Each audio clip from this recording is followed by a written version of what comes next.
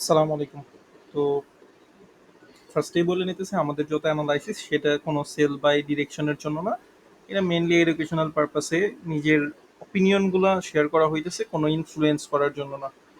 তো আজকে আমি একটু আলোচনা করব ঢাকা স্টক এক্সচেঞ্জের ইন্ডেক্স নিয়ে।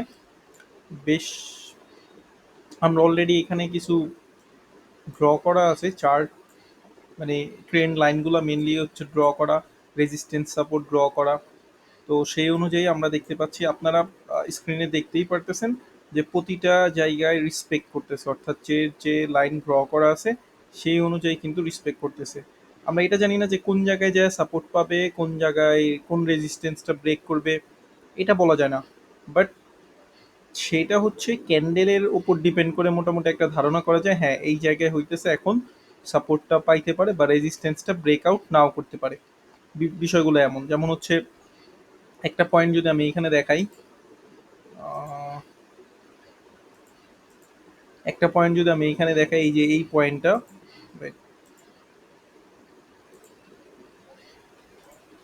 এই পয়েন্টটা যদি দেখেন, এই পয়েন্টটার দিকে দেখবেন যে এইখানে জাস্ট ট্রেন্ড লাইনের যে রেজিস্ট্যান্স ছিল এখানে হিট করছে, হিট করার পর সেখানে আবার ডাউন ট্রেন্ডে চলে এসে কারেকশন কিছুদিন করছে।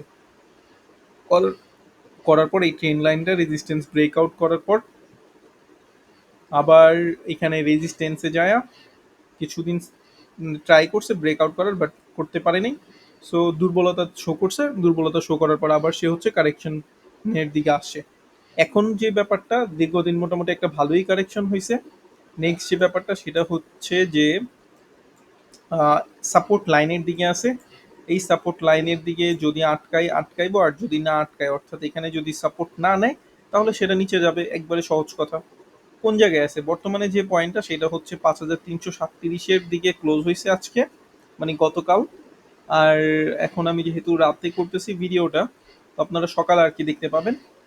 আজকের দিনে দেখা যায় যদি এই জায়গা থেকে এমন হইতে পারে যে এই জায়গায় টাচ করে আবার উপরের দিকে উঠছে বা এখানে সাপোর্ট পাইতেও পারে। আবার এমনও হইতে পারে যে এই পজিশনে সাপোর্ট না পায়া নিচের দিকে নামছে, অর্থাৎ এই জায়গাটায় সাপোর্ট না পায়া নিচের দিকে আরো নামতে পারে, এই পর্যন্ত আসতে পারে, বলা যায় না আর কি। এই পর্যন্ত এসে আবার উপরের দিকে আসতে পারে, এটা ডিপেন্ড করবে হচ্ছে পরবর্তী মুভমেন্টের উপর, পরবর্তী মুভমেন্টটা কেমন হয়। সো নেক্সট ডের দিনটা সাপোর্টের কাছে আছে। আরেকটা বিষয়, এর পাশাপাশি আরেকটা বিষয় আমরা একটু অ্যাড করব, সেটা হচ্ছে যে ভলিউমের যে জায়গাটা, অর্থাৎ ভলিউমটা একেবারে ডাউনে চলে আসছে, অর্থাৎ এখনো কোনো মানে বাই প্রেশারটা আসে নাই, বাট আসার কথা। যেহেতু সাপোর্টের একটা সেন্টিমেন্টাল জায়গা সাপোর্টের দিকে চলে আসছে, সাপোর্টে আসলেই মোটামুটি বাইটা হয়। আর আহ, আপনার প্রাইজিংগুলো দেখতে হবে যে প্রাইজিংগুলো এখন কোন পজিশনে আছে।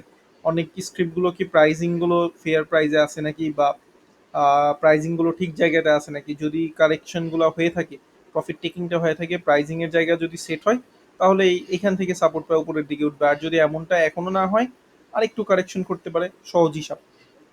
আমার অপিনিয়ন কি, আমি আসলে এতগুলো শেয়ার, সবগুলো শেয়ার আমি দেখিও না, সবগুলো শেয়ারের ব্যাপারে আমার জানাও নাই। ওভারঅল মার্কেট যদি দেখি, মার্কেট আমার মনে হয় যে এইখানে যেহেতু একবার সাপোর্ট নিয়ে উপরের দিকে উঠছে, আমার মনে হয় এখানে একটা সাপোর্ট নেওয়ার চেষ্টা করবে, অর্থাৎ এই পয়েন্ট থেকে উপরের দিকে উঠার একটা ট্রাই করবো অ্যাটলিস্ট। মানে আমার ধারণাটা আমি একটু শেয়ার করি, আমার ধারণাটা হচ্ছে